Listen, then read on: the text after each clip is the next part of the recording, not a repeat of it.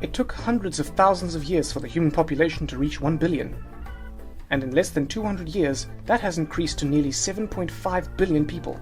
Many scientists calculate the sustainable population to be about 2 billion people, which means we need to manage our resources and food production very carefully to cater to the extra 5.5 billion people. As populations have grown, farming practices have become more intensified to maximize crop yields and ensure that we can feed our ever-growing population.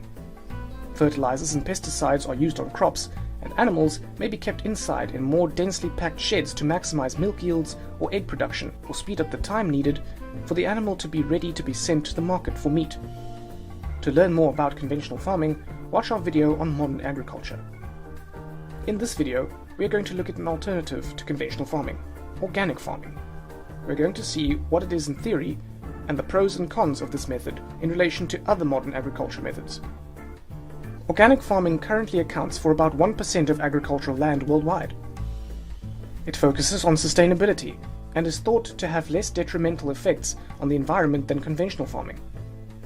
This has led to it being proposed as an alternative to conventional agriculture for helping to overcome the climate change crisis we are currently experiencing.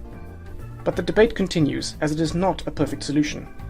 In theory, organic farming should not use chemical fertilizers, herbicides and pesticides, or feed additives for livestock. It requires the farmer to use more natural alternatives. This results in lower yields, but the farmer can sell their product at a higher price because consumers believe the product is of a higher quality. Instead of fertilizers, manure is used. This recycles waste and improves the soil structure. However, it is smelly and more difficult to apply than chemical fertilizers, and also means the farmer has less control over the mineral content they are putting into their soil. Crop rotation is used to reduce diseases building up in the soils and to strengthen the soil composition. Certain crops, such as the legume family, so peas and beans, fix nitrogen from the air and increase the nitrates in the soil. This makes the soil much more fertile, and so farmers rotate legumes with their other crops.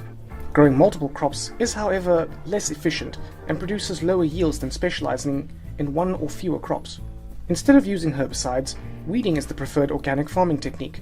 This is of course much more environmentally friendly because it is chemical free, but it is very labor intensive.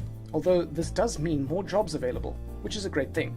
Organic farming is thought to maintain the biodiversity better than conventional farming because fewer chemicals are used. There are more bumblebees and insects in the area because pesticides haven't been used. Weeds and non-crop plants can grow as herbicides aren't used. Biodiversity benefits the food chain across all levels, from the plants up to the foxes. These are the theories of organic farming, and is how we farmed for 100,000 years before the Industrial Revolution. It is generally thought that organic farming is much better for biodiversity, and also produces a healthier product because less chemicals are used on it.